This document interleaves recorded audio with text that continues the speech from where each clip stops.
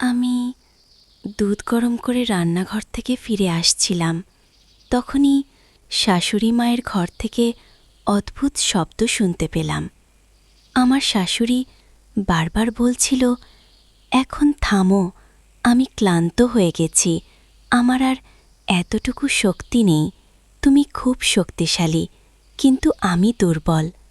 তারপর যখন শ্বশুরের রাগিত স্বর শোনা গেল, শ্বশুর বলছিলেন, চুপ করে বসে থাকো এবং এভাবেই চলতে দাও।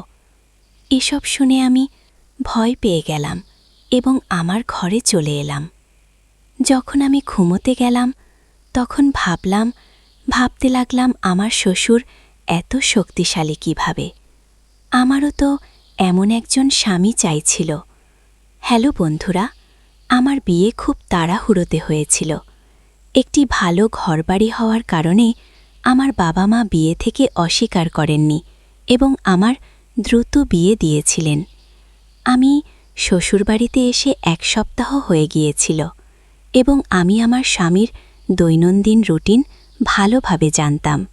সে প্রতি রাতেই দুধ পান করতে পছন্দ করত, কিন্তু আমি ভুলে যেতাম।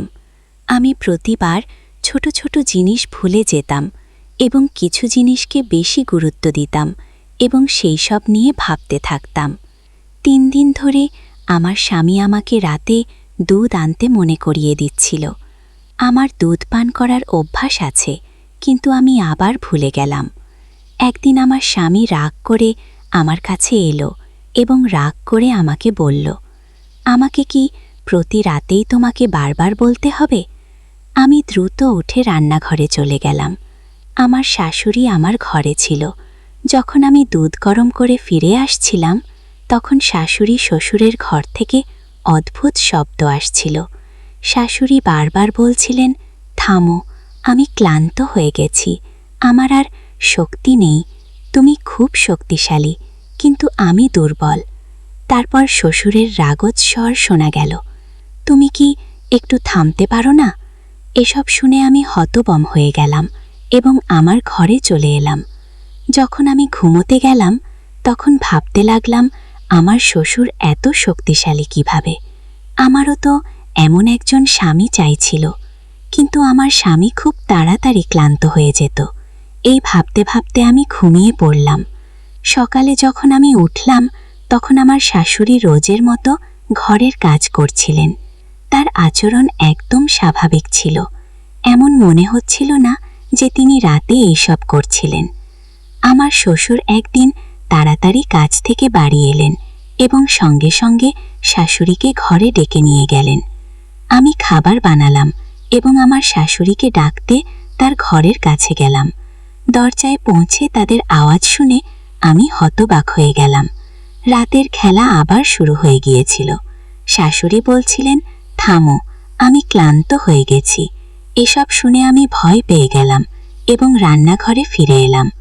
যখন আমি রান্নাঘরে এলাম তখন ভাবছিলাম, আমার শ্বশুর কি খান যে এত শক্তিশালী হয়ে যান। 8 ঘন্টা পরে আমি আবার তাদের ঘরে গেলাম এবং আবার সেই একই আওয়াজ শুনতে পেলাম। এখন আমি ভাবছিলাম, শ্বশুর এত শক্তিশালী হওয়ার রহস্য কি? এখন আমি জানতে চাইছিলাম, শাশুড়ি তাকে প্রতিদিন কেন মানা করেন। 15 মিনিট পরে শাশুড়ি ঘর থেকে বেরিয়ে এলেন। যখন তিনি বেরোলেন তখন তার মুখে কিছুই দেখা যাচ্ছিল না, কিন্তু 2টি হাত কোমরে ছিল এবং তিনি বলছিলেন, এই কোমরের ব্যথা কখন সেরে উঠবে? এই শুনে আমি আমার হাসি চেপে রাখতে পারলাম না। এখন আমি জানতে চাইছিলাম, শাশুড়ি তাকে কি দেন? আমার নজর আমার শাশুড়ির ওপর ছিল। আমার স্বামী তাদের থেকে খুব আলাদা ছিলেন। তিনি তাড়াতাড়ি ঘুমিয়ে পড়তেন এবং আমি আমার স্বামীর ভালোবাসার আকাঙ্ক্ষায় রাত জাগতাম। তখনই আমার নজর শাশুড়ির ঘরের ওপর যেত। তাকে দেখে আমি অবাক হতাম যে তিনি এই বয়সেও কিভাবে মজা করতে পারেন। স্বামী তো ঘুমিয়েছিলেন, কিন্তু আমি ভাবছিলাম, আমার স্বামীও যদি আমার শ্বশুরের মতো হতেন। তাদের দরজার কাছে শাশুড়ির আওয়াজ শোনা যাচ্ছিল, এখন থামো, আমাকে ছেড়ে দাও। এই শুনে আমি খুব অস্বস্তি বোধ করলাম। তারপর আমি ভাবলাম আমাকে তাদের ঘরে গিয়ে দেখতে হবে যে তারা আসলে কি করেন এবং শাশুড়ি শ্বশুরকে কি খাওয়ান। আমি এটি জানার চেষ্টা করলাম, কিন্তু কিছুই জানতে পারলাম না। তারপর আমি ভাবলাম সেই জিনিসটি ঘরে লুকানো থাকবে, তাই আমি দেখতে চাইছিলাম তারা এখন কি করেন। তারপর আমি উঠে শাশুড়ি শ্বশুরের ঘরে চলে গেলাম। ঘরে আলো জ্বলছিল, এর মানে তারা ঘুমোচ্ছিলেন না। জানালা থেকে আওয়াজ আসছিল। শাশুড়ি বলছিলেন, তুমি আমাকে এই বয়সেও ছাড়ছ না? তুমি জানো এখন আমি ক্লান্ত হয়ে গেছি। শ্বশুর বলছিলেন, একটু সহন করো, তারপর তোমার ব্যথা থাকবে না। কিছুক্ষণের জন্য শাশুড়ি শান্ত হয়ে গেলেন। আমি জানালা দিয়ে দেখার চেষ্টা করলাম, কিন্তু পর্দা টানা ছিল। আওয়াজ শোনা যাচ্ছিল, কিন্তু কিছু দেখা যাচ্ছিল না। এটি দেখে আমি হতাশ হয়ে গেলাম এবং আমার ঘরে ফিরে এলাম। আমিও আমার বিছানায় এসে ঘুমিয়ে পড়লাম। তখনই আমার স্বামী রাগ করে বললেন, এই সময় কোথা থেকে আসছ? তার প্রশ্ন আমাকে হতবাক করে দিল। আমি তার দিকে ভালো করে তাকালাম। তখন স্বামী তার বিছানা থেকে উঠে দাঁড়ালেন এবং আমার দিকে অদ্ভুত দৃষ্টিতে তাকিয়ে বললেন, তুমি আমার সম্পর্কে কি ভাবছ? আমি ঘুমোচ্ছি, তাই তুমি কিছুই করবে এবং আমার কিছুই জানা থাকবে না। স্বামীর তারা আমাকে বিরক্ত করেছিল। তারা বলল, সত্যি বলো, তুমি কোথায় গিয়েছিলে? আমি তৎক্ষণাৎ বললাম, আমার ভালো লাগছিল না, মাথা ব্যথা হচ্ছিল, তাই আমি বাইরে উঠানে চলে গিয়েছিলাম। এখন তুমিই বলো, এতে কি ভুল আছে? আমি একটু জোরে বললাম। সে এক মুহূর্তের জন্য চুপ থাকল এবং বলল, বাইরে উঠানে যাওয়ার কি দরকার ছিল? পরের বার যখন তোমার মাথা ব্যথা করবে আমাকে জাগিয়ে দিও, তোমার একা বাইরে যাওয়ার দরকার নেই। এটা বলেই তারা আবার ঘুমিয়ে পড়ল। জানি না আমার মনে কি চলছিল। আমি তাদের ভালোবাসার জন্য তৃষ্ণার্ত ছিলাম, কিন্তু নিজে থেকে তাদের কাছে যাওয়ার সাহস পাচ্ছিলাম না। সেই রাতে কখন ঘুম এসেছিল আমি নিজেই টের পাইনি। এখন আমি শাশুড়ির ঘর থেকে দিনরাত একই আওয়াজ শুনতে পাচ্ছিলাম এবং ভাবছিলাম এটা কি করছে। পরের দিন আমার স্বামী বলল, আমি 3 দিনের জন্য বাইরে যাচ্ছি। যখন সে আমাকে এটা জানাল, আমার মাথায় একটি চমৎকার ধারণা এলো। আমি ভাবলাম, দেখি আজ তাদের ঘরে কি হচ্ছে। আমার শাশুড়ি সন্ধ্যায় খাবার খাওয়ার পর বাইরে হাঁটতে যাচ্ছিল এবং তারা দুজনেই পরস্পরের সাথে কথা বলছিল। আমি তাদের দেখে অবাক হয়ে যেতাম যে এই বয়সেও তারা একে অপরের সাথে সময় কাটায়। তাদের এবং আমার জীবন খুব আলাদা ছিল। তারা এই বয়সেও পূর্ণ জীবনযাপন করছিল, আর আমরা আলাদা ছিলাম। সেদিন আমি দ্রুত আমার সব কাজ শেষ করলাম এবং আমার শাশুড়ি শ্বশুরের ঘরে চলে গেলাম। আজ আমি শাশুড়ির ঘরে লুকিয়ে সত্যি জানার চেষ্টা করছিলাম। আমার শ্বশুর তার স্ত্রীকে খুব ভালোবাসেন এবং তাকে খুব খুশি রাখেন। আমার স্বামী আমাকে ততটা খুশি রাখতে পারে না, তাই আমি জানতে চেয়েছিলাম আমার শ্বশুর এমন কী খান যা তাদের এত শক্তিশালী করে তোলে। আমি এটা আমার স্বামীকে দিতে চেয়েছিলাম। এটা দেখার জন্য আমি সেই রাতে তাদের ঘরে লুকিয়েছিলাম। সেই রাতে আমি যা দেখলাম তাতে আমি হতবাক হয়ে গেলাম। আমি তাদের কোনো শর্ত ছাড়াই দেখছিলাম। কিছুক্ষণ পর আমি উঠে দাঁড়ালাম এবং তাদের কাছে গেলাম। তারা আমাকে অবাক হয়ে দেখছিল। তাদের বিশ্বাসই হচ্ছিল না যে আমি তাদের ঘরে আছি। পরের দিন আমার স্বামীও বাড়িতে ছিল না এবং এখন আমি আবার সিদ্ধান্ত নিলাম যে আমি রাত কাটাবো আমার শ্বশুরের ঘরে। সম্ভবত এটা আমার শাশুড়ির জানা ছিল, তাই সে রাগ করে আমাকে বলল, আজ রাতে তুমি যদি আমাদের ঘরে আসো তাহলে আমার থেকে খারাপ কেউ হবে না। এটা শুনে আমি খুবই বিরক্ত হলাম। ঠিক তখনই আমার শ্বশুর সেখানে চলে এলেন। আমাদের কথা বলতে দেখে তিনি আমাদের দিকে এলেন এবং আমার দিকে তাকালেন। তারপর আমি মৃদু স্বরে বললাম, মা, আমাকে রাতে ঘরে আসতে মানা করছেন। এটা শুনে আমার শ্বশুর খুব রেগে গেলেন এবং রাগত স্বরে তার দিকে তাকিয়ে বললেন, বুকে মানা করো না, তার উপর আমার ঠিক ততটাই অধিকার আছে যতটা তোমাদের উপর আছে। তারপর তুমি তাকে কেন মানা করছো? যা তুমি নিজে করতে পারো না তাকে করতে দাও। তার চলে যাওয়ার পর আমার শাশুড়ি বলল, যদি তুমি আজ আমাদের ঘরে আসো তাহলে আমি তোমার স্বামীকে তোমার বিরুদ্ধে করে দেব। এটা শুনে আমি খুবই বিরক্ত হলাম। যদি সে আমার স্বামীকে আমার বিরুদ্ধে কিছু বলে তাহলে সে আমার উপর রাগ করবে। আমার পক্ষে এসব সহ্য করা অসম্ভব ছিল। আমি জানতাম আমার স্বামী সন্দেহপ্রবণ মানুষ। যদি তার মনে কোনো কথা ঢুকে যায় তাহলে তা দূর করা সহজ নয়। আমার এখনও মনে আছে, যখন প্রথম দিকে একবার আমি ঘর থেকে বাইরে চলে গিয়েছিলাম, তখন সে আমাকে কত রাগ করে কথা বলেছিল। আমি তার চোখের সন্দেহ দেখে ভয় পেয়ে গিয়েছিলাম। যদি আমার শাশুড়ি এমন কিছু বলে তাহলে আমি কি করব? আর আমার স্বামী তার মায়ের কথা শুনবে এবং তার উপরই বিশ্বাস করবে।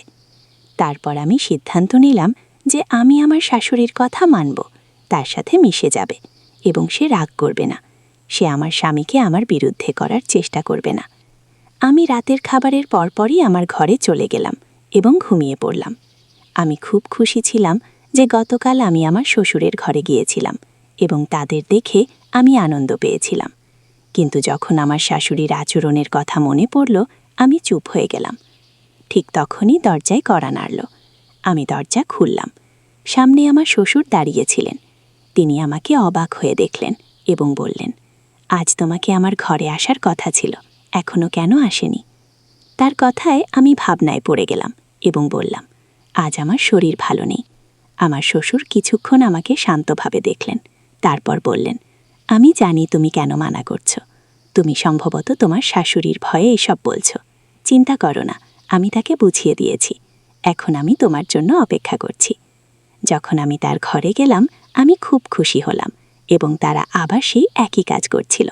আমার শাশুড়ি গতকালের আগেই ক্লান্ত হয়ে পড়েছিল। কিছুক্ষণ পর তার শ্বাস ছোট হয়ে এলে এবং বলল, আজ আমার শরীর ভালো নেই, আমি আজ এসব করতে পারবো না। ঠিক সেই মুহূর্তে শ্বশুর বললেন, তোমার কি সমস্যা হচ্ছে? দিনের পর দিন তুমি আমাকে খুব কম সময় দিচ্ছ এবং দ্রুত ক্লান্ত হয়ে পড়ছ। এখনই এখানে এসো। এখন যদি তুমি চুপ করে না বসো তাহলে আমার চেয়ে খারাপ কেউ হবে না। তারপর আমার শাশুড়িও আমাদের সাথে চলে এলো। আমরা বেশ কিছুক্ষণ ধরে এটাই করতে থাকলাম। কিছুক্ষণ পর আমার শাশুড়ি একপাশে সরে গেল এবং বলল, এখন আমার কাজ শেষ, আমার আর সাহস নেই। তারপর আমরা দুজনেই এটাই করতে থাকলাম এবং বেশ কিছুক্ষণ পর যখন আমি ক্লান্ত হয়ে পড়লাম, তখন আমার শ্বশুর নিজেই আমাকে বললেন, তুমি খুব ক্লান্ত হয়ে গেছো, এখন আমরা এই কাজ বন্ধ করি এবং কাল ছুটি নেই। এটা শুনে আমার খুব দুঃখ হলো যে তারা কাল রাতে কাজ করতে পারবে না। ভাবছিলাম যে দরজায় কড়া নাড়ল। দরজা খুললে আমার শ্বশুর বাইরে দাঁড়িয়েছিলেন। তিনি আমাকে অদ্ভুত দৃষ্টিতে দেখলেন এবং বললেন, আজ তুমি খুব সুন্দর দেখাচ্ছ।